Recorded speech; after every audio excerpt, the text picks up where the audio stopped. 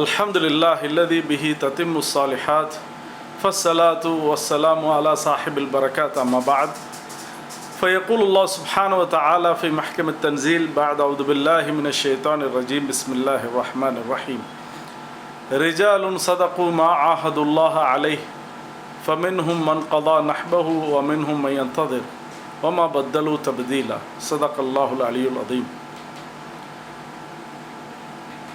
ரொம்ப நாள் கழித்து ரொம்ப லாங் வீடியோ போடுறோம். இதுக்கு முன்னாடி சின்ன சின்ன ஷார்ட்ஸ் தான் போட்டுக்கிட்டு இருந்தோம். நபி ஸல்லல்லாஹு அலைஹி வஸல்லம் உடைய சஹாபாக்கள் 1,24,000 பேர்கள். 1,24,000 நபர்கள் அப்படின்னா 1,24,000 கேரக்டர்ஸ்.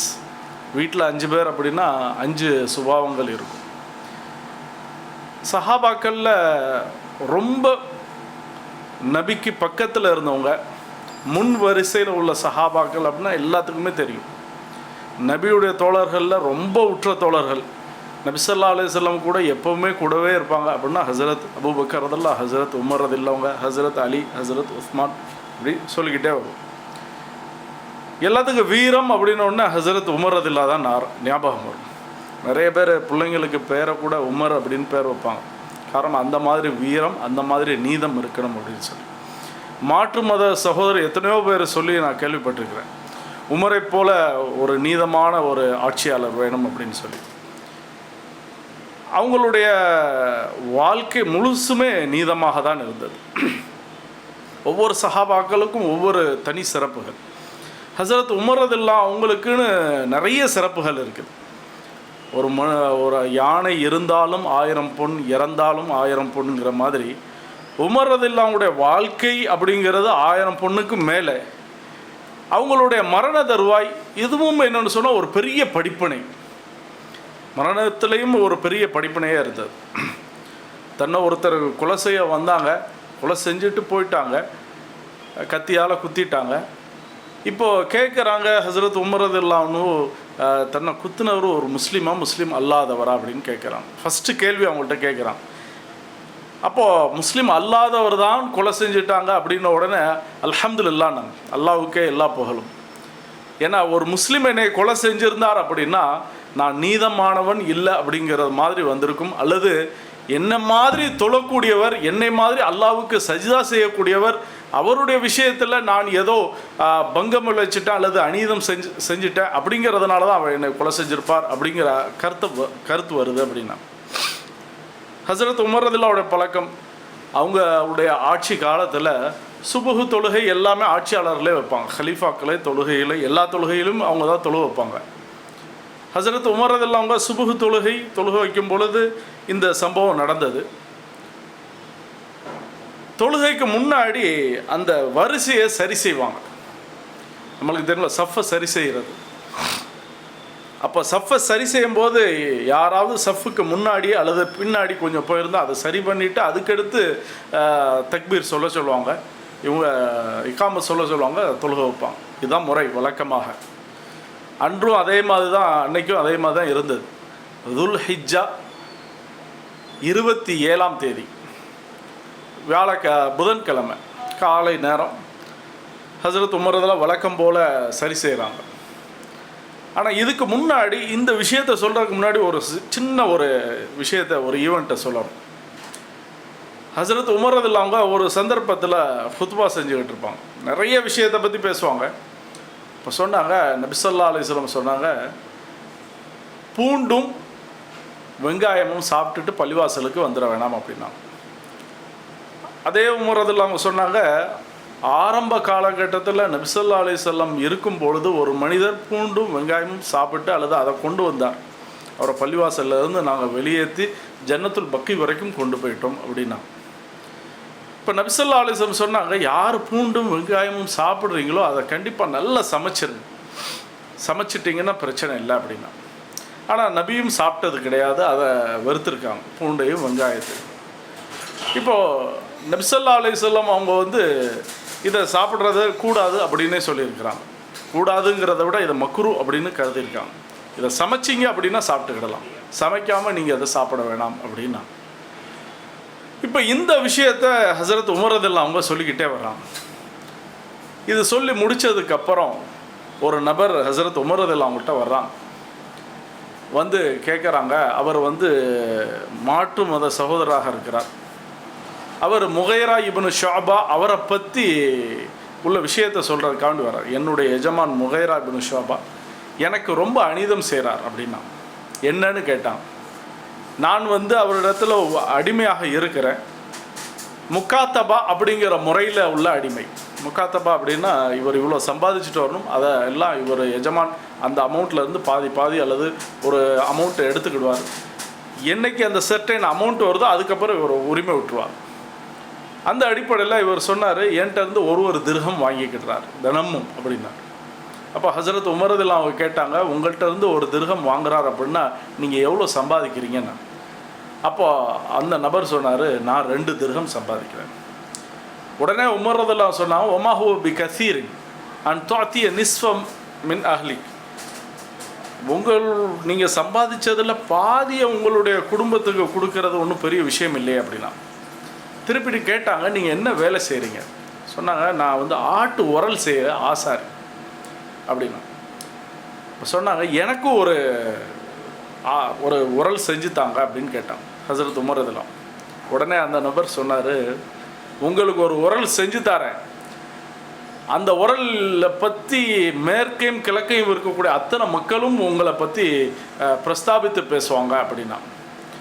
இதை சொன்னதுக்கப்புறம் ஹசரத் உமர் ரலியல்லாஹு அவங்க சொன்னாங்க, தஹத்ததனியல் இலஜு, அந்த வெளியூர் வாசி வந்தேறி என்னை கொஞ்சம் பயமுறுத்துகிற மாதிரி, என்னை எச்சரிக்கை செஞ்ச மாதிரி, சமிக்கை செஞ்ச மாதிரி இருக்குது, எதையோ பற்றி சொன்ன மாதிரி இருக்குது அப்படின்னா. இந்த சம்பவம் முடிஞ்சிருச்சு. ஹசரத் உமர் ரலியல்லாஹு அவங்க சுபுகுக்கு எல்லாத்தையும் சரி செஞ்சுக்கிட்டே வர்றாங்க. அப்போ ஒரு நபர் டக்குன்னு கத்தி எடுத்து தன்னுடைய வயிற்றில் ஹசரத் உமர் ரலியல்லாஹு அவங்களுடைய தொப்புளுக்கு மேலே 2 குத்து, தொப்புளுக்கு கீழே ஒரு குத்து குத்திட்டார். அந்த கத்தியுடைய 2 பக்கமுமே முனை இருந்துச்சு. அந்த சூறா கத்தின்னு சொல்லுவாங்களான்னு தெரியல. சில கத்திக்கு ஒரு சைடு ஷார்ப்னஸ் இருக்கும், சிலதுக்கு 2 சைடும் ஷார்ப்னஸ் இருக்கும். இப்போ உடனே உமர் ரலியல்லாஹு உட்காந்துட்டாங்க. ஹசரத் அப்துல்லா பின் அப்பாஸ் பக்கத்தில் இருக்கிறாங்க. உடனே சுபுஹு தொழுகை ஹசரத் அப்துல் ரஹ்மான் பின் அவுஃப் ரலியல்லாஹு அவங்கள முன்னிறுத்துறாங்க. நீங்கள் தொழுகை வைங்க அப்படிங்கிறாங்க. ஏன்னா தொழுகை விடுபற்றக்கூடாது அப்படிங்கிறதுக்காக வேண்டி. இப்போ கேட்டாங்க, இவர் என்னை கொலை செஞ்சவர் யார் என்ன அப்படின்னு கேட்டான். மன் ஹுவ காத்திலி, என்னை கொலை செஞ்சது யாருன்னு முதல்ல பாருங்கண்ணா. உடனே மற்ற சஹாபாக்கள் எல்லாருமே அவரை சூழ ஆரம்பித்தாங்க, பிடிக்க ஆரம்பித்தாங்க. அவர் உமர் ரலியல்லாஹு மத்திரம் குத்தாமல் வலது இடது பக்கம் யாரெல்லாம் போனாலும் அவங்களாம் சரமாரி குத்திக்கிட்டே போனார். ஒரு 13 பேரை குத்திட்டார். 13 பேரில் 7 பேர் ஒஃபாத் ஆகிட்டாங்க, 8 பேர் பிழைச்சி கொண்டாங்க. இப்போது அந்த நபருக்கு தெரிஞ்சு போயிடுச்சு, நம்மளை இவங்க பிடிச்சிருவாங்க.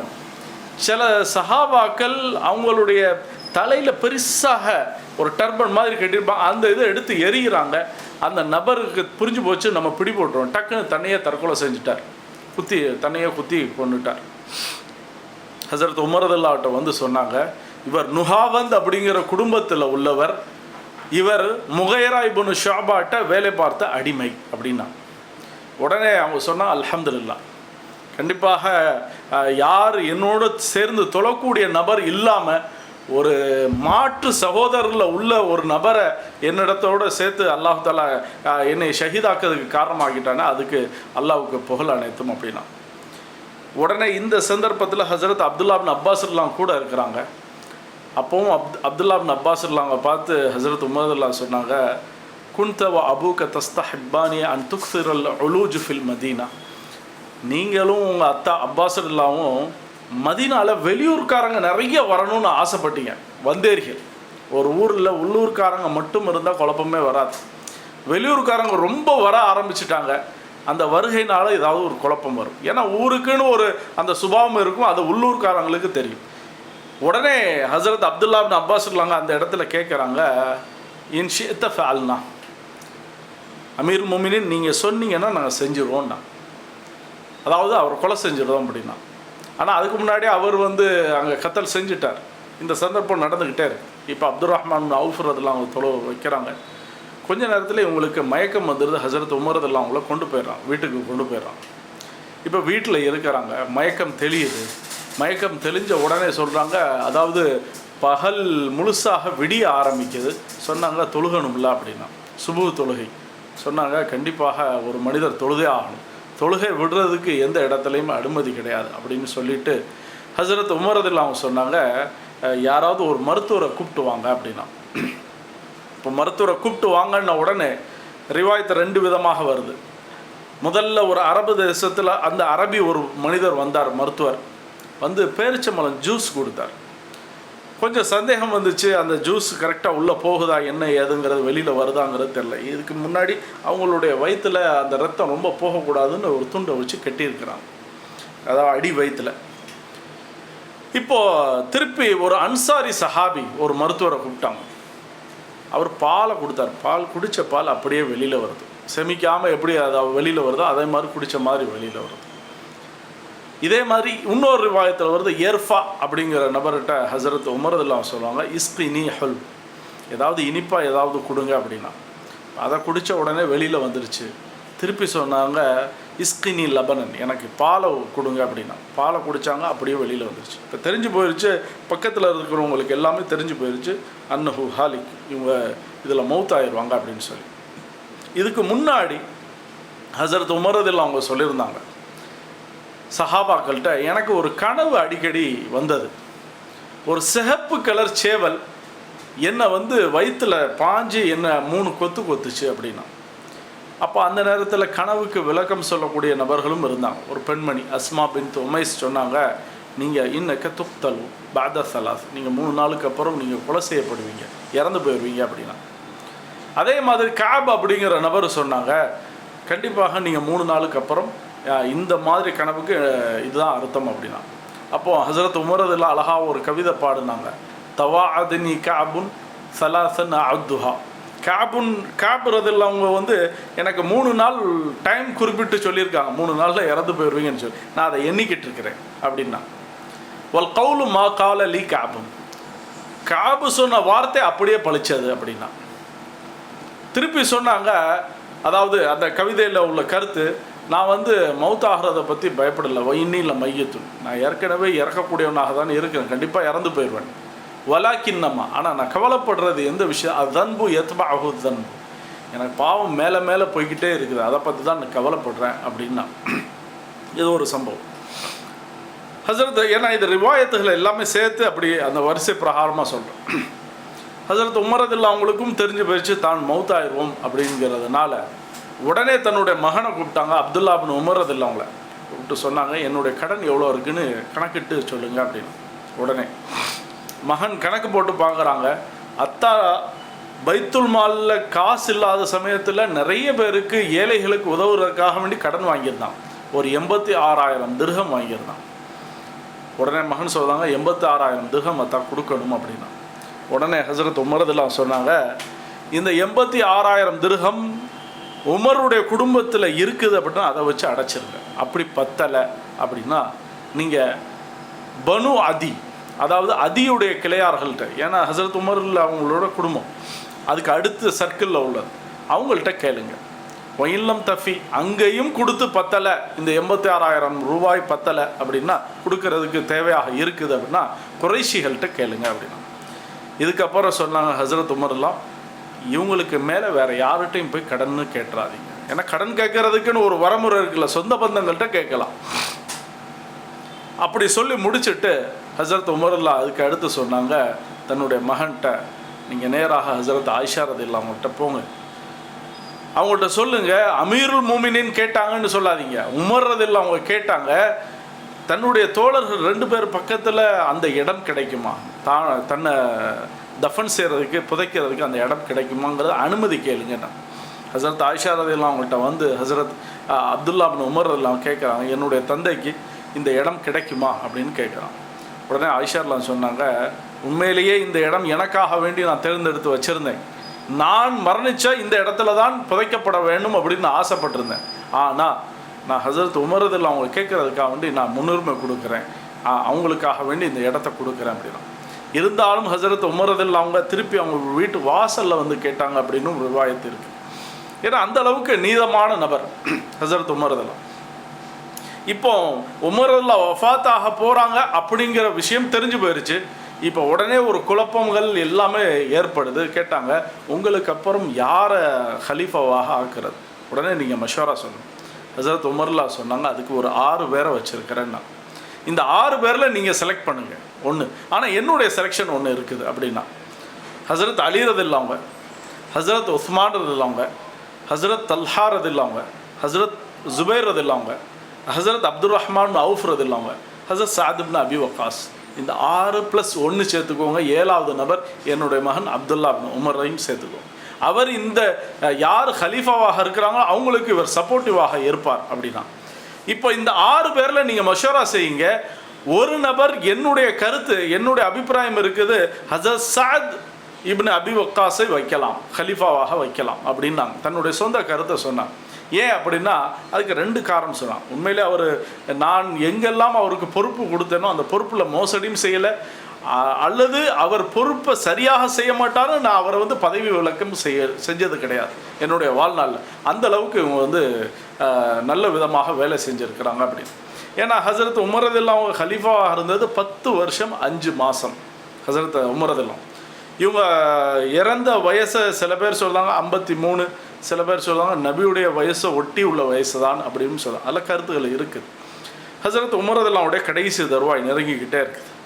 இப்போ கெட்டுப்பட்டு ஹசரத் உமரதுல்லா அப்படியே படுத்து கிடக்கிறாங்க. இப்போ ஹசரத் அலி ரதில்லாவுடைய மடியில் தலை வச்சு படுத்துருக்கிறாங்க ஹசரத் உமரதுல்லா. அப்போ ஒரு வாலிபர் வந்தார். ஹசரத் உமரதுல்லா அவங்கள்ட்ட பேசினார். சொன்னார், நீங்கள் உங்களுக்கு இஸ்லாத்துக்காக வேண்டி நிறைய பங்காற்றிருக்கீங்க, இஸ்லாத்துக்கு ஒரு பெரிய உறுதுணையாக இருந்திருக்கிறீங்க, நபியுடைய சகவாசத்தில் உள்ளவங்க, ஹலீஃபாவாக இருந்து நீதமாக இருந்து எல்லா விஷயத்தையும் பெற்று இப்போ ஷஹீதும் ஆக போகிறீங்க அப்படின்ன உடனே அவர் போயிட்டார். இப்போ ஹசரத் உமர்லா சொன்னாங்க, இதனால் எனக்கு ஒரு பெரிய ஒரு ஏற்றமோ இறக்கமோ இருக்க போகிறது கிடையாது, என்னுடைய மௌத்தை அல்லாஹ் தாலா பார்த்துக்குள்வான் அப்படிங்கிற கருத்தில் சொன்னதுக்கப்புறம் அந்த போகிற நபரை பார்த்துக்கிட்டே இருக்கிறான் உமரதுல்லா. சொன்னாங்க, அந்த நபரை வர சொல்லுங்க அப்படின்னா. அந்த வாலிபர் வந்த உடனே சொன்னாங்க, இர்ஃபா இஸாரக், உங்களுடைய வேஷ்டியே என்னென்னு சொன்னால் நீங்கள் மேலே ஏற்றி கட்டுங்க அப்படின்னா. சொன்னாங்க, ஃப இன்னஹு அன்காலி ரப்பிக், இப்படி அத்காலி ரப்பிக், உங்களுடைய வேஷ்டியை மேலே ஏற்றி கட்டுறது இது உங்களுடைய இறைவனுக்கு கொடுக்கக்கூடிய இறையச்சம். 2வது அன்காலி சௌபிக், உங்களுடைய ட்ரெஸ்ஸு நீட்டாக இருக்கும் அப்படின்னா. இந்த நபர் சொல்லி போயிட்டாங்க. ஹசரத் உமரதுல்லா அவங்க மடியில் தலையில், அதாவது ஹசரத் அலி ரதில்லாவுடைய மடியில் தலையை வச்சு படுத்துருக்கிறாங்க. அப்போ நிறைய விஷயங்களை பற்றி ஹசரத் உமரதுல்லா அவங்க சொல்கிறாங்க. எனக்கு அப்புறம் என்னென்ன விஷயங்கள் இருக்கும், யாருக்கு முன்னுரிமை கொடுக்கணும், எப்படி நீங்கள் சஹாபாக்கள்கிட்ட நடந்து கொள்ளணும், எப்படி ஹலீஃபாக்கள்கிட்ட நீங்கள் நடந்து கொள்ளணும் அப்படிங்கிற விஷயம். அதே மாதிரி யாரெல்லாம் இஸ்லாத்துக்காக வேண்டி புதுசாக வந்திருக்கிறாங்களோ, வெளியூர் மக்கள், வெளிநாட்டவர், இவங்களிடத்தில் எப்படி நடந்துக்கிடணும் அப்படிங்கிற விஷயத்த நிறைய விஷயத்த ஹசரத் உமரதுல்லா அவங்க பேசுகிறாங்க. பேசிக்கொண்டே இருக்கிறாங்க. ஹசரத் உமரதுல்லா அவங்க கடைசி கட்டத்துக்கு வர்றாங்க. இப்போ ஹசரத் அலி ரதில்லாவுடைய மடியிலிருந்து ஹசரத் அப்துல்லா இப்னு உமர் ரதில்லா அவங்களுடைய தலையில், அதாவது மடியில் தலையை வச்சு இருக்கிறாங்க. அப்போது ஹசரத் உமர் ரதில்லா அவங்க தன்னுடைய மகனை பார்த்து சொன்னாங்க, மகனே, என்னுடைய மூச்சு என்னுடைய தொண்டை குழாய், அதாவது தொண்டைக்கு வந்துருச்சுன்னு தெரிஞ்சிருச்சு அப்படின்னு சொன்னால், உங்களுடைய முட்டை என்னுடைய முதுகில் வைங்க, அப்படி முதுகில் வச்சுக்கோங்க, சாட்சி இப்படி வச்சுக்கோங்க, உட்கார வைக்கிற மாதிரி வச்சுக்கோங்க. உங்களுடைய இடது கையை எடுத்து இப்படி நீங்கள் பிடிச்சிக்கோங்க, அதே மாதிரி வலது கையை இப்படி வச்சுக்கோங்க அப்படின்னா, என்னுடைய கண்ணை இப்படி மூடி விட்டுருங்க அப்படின்னா. இது ஹசரத் உமர்லா சொல்கிறாங்க. சொல்லி முடித்ததுக்கப்புறம் ஹசரத் உமர்லா சொன்னாங்க தன்னுடைய மகனை பார்த்து, என்னுடைய தலையை என்னன்னு சொன்னால் நீங்கள் தரையில் வைங்க அப்படின்னா. லா ஹத்தி ஃபில் அர், என்னுடைய கண்ணத்தை நீங்கள் தரையில் வைங்கண்ணா. அப்போ உடனே மகன் தன்னுடைய தந்தை மேலே உள்ள அதிக பாசத்தினால சொன்னாங்க, வல் அர்து வல் ஹிஜ்ரி சவா, தரையில் வச்சா என்ன, என்னுடைய மடியில் இருந்தால் என்ன தான் அப்படின்னு கேட்குறான். இப்போ திருப்பி ஹசரத் உமர்லா சொன்னாங்க, என்னுடைய தலையை நீங்கள் என்னென்னு சொன்னால் நீங்கள் தரையில் வைங்க அப்படின்னா. இப்போவும் மகன் திருப்பி சொன்னாங்க, 3வது தடவை சொன்னாங்க, வைஹல்லி லா உம்மலக், தன்னோட மகனை பார்த்து திட்டிட்டு திருப்பி சொன்னாங்க, என்னுடைய தலையை நீங்கள் தரையில் கண்டிப்பாக வைங்கண்ணா. தரையில் வச்ச உடனே ஹசரத் உமர்லா அவங்க சில வாசகங்கள் சொன்னாங்க. அதுக்கு முன்னாடி என்ன அப்படின்னா, ஹசரத் உமர்லா சொன்னாங்க, என்ன நீங்கள் கஃபன் செய்யும் பொழுதும் தஃபன் செய்யும் பொழுதும் சில விஷயங்கள் எல்லாம் சொல்லிக்கிட்டே வந்தான். என்னை கஃன் செய்கிறதுக்காக வேண்டி நிறைய செலவழிக்காதீங்க. ஒன்று. ரெண்டாவது, எனக்காக வேண்டி பெருசாகவும் குழி தோண்டாதீங்க அப்படின்னா. ஒரு நபருக்கு எப்படி குழி தோண்டணுமோ அந்த அளவுக்கு குழி தோண்டுங்க. எனக்கு புது ட்ரெஸ்ஸை தான் உடுத்தணுங்கிறது கிடையாது. உண்மையிலேயே நான் நல்லவனாக இருந்தால் அல்லாஹு தாலா எனக்கு சொர்க்கத்தில் உள்ள ஆடையை கொடுப்பான். அப்படி நான் நல்லவனாக இல்லை அப்படின்னா இந்த புது ட்ரெஸ்ஸு கொஞ்சம் நேரத்திலே அது வீணாக போயிடும். அதே மாதிரி நான் நல்லவனாக இருந்தால் அல்லாஹு தாலா என்னுடைய கண்ணுக்கு எட்டுற தூரம் வரைக்கும் என்னுடைய கபரை பெருசாக விசாலமாக ஆக்குவான். அப்படி நான் நல்லவனாக இல்லை அப்படின்னு சொன்னால் என்னுடைய விழாப்புறங்கள் எல்லாம் அல்லாஹு தாலா நெரிச்சிருவான். அப்படின்னா உண்மையிலே நான் நல்லவனாக இருந்தால் என்ன நீங்கள் ஜனாசா நீங்கள் கொண்டு போகும்பொழுது சீக்கிரம் கொண்டு போகும். ஒரு நல்லவனை கண்டிப்பாக கபருக்குள்ளே கொண்டு போயிட்டீங்கன்னா கேள்வி கணக்கு முடிஞ்சு உடனே அவருடைய சொர்க்க வாழ்க்கை ஆரம்பிச்சிடும். கெட்டவனாக இருந்தால் உங்களுடைய நீங்கள் புஜங்களை விட்டு எந்த கெட்டவனை நீங்கள் சீக்கிரம் இறக்கிடுங்க அப்படின்னா. இப்போ தன்னுடைய மகனை பார்த்து கடைசி சொன்னது தரையில் என்னுடைய கன்னத்தை என்ன சொன்னால் தரையில் வைங்க நாங்கள் படுக்க வச்சாங்க. இப்போ உமர்றதில் அவங்க சில வாசகங்கள் சொன்னாங்க. என்ன சொன்னாங்க அப்படின்னா, அதாவது வைஹல்லி உமருக்கு நாசம் உண்டாகுதா அப்படின்ற வாசகம் 3 தடவை சொன்னான். இன்லம் யக்ஃபிர்ல்லாஹ், அல்லாஹு தாலா இவரை மன்னிக்கலைன்னா இவர் நாசம் அடைஞ்சிடுவார் அப்படின்னா. இப்போ அல்லாஹு தாலா என்னென்னு சொன்னால் அவங்க படுத்த நிலையிலே அல்லாஹு தாலா ரூஹு வாங்கினா அப்படியே இறந்தாங்க. அல்லாஹு தாலா என்னென்னு சொன்னால் அவங்களோட பாவங்களை எல்லாம் மன்னிச்சிட்டாங்க. இதில் நிறைய படிப்பினைகள் இருக்குது. ஒரு ஹலீஃபாவாக இருக்கிறவங்க அவங்களுடைய மரணம் எப்படி இருக்குது, மரணத்துக்கு முன்னாடி அவங்க என்னென்ன விஷயத்தை செஞ்சாங்க, தன்னை கொலை செஞ்சவங்க என்னென்னு சொன்னால் ஒரு முஸ்லீமாக இருக்கக்கூடாது அப்படின்னு நினச்சேன். நிறைய விஷயங்கள் படிப்பினைகள்.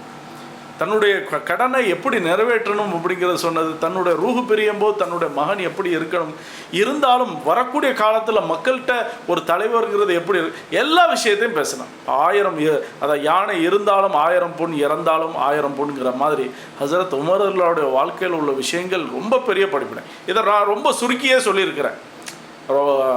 இதை சுருக்கி தான் சொல்லியிருக்கேன். இது ரொம்ப பெரிய விஷயம். அதை எவ்வளோ சுருக்கணுமோ சொல்லியிருக்கேன். வாஹிரு தாவானா அல்ஹம்துலில்லாஹி ரப்பில் ஆலமீன்.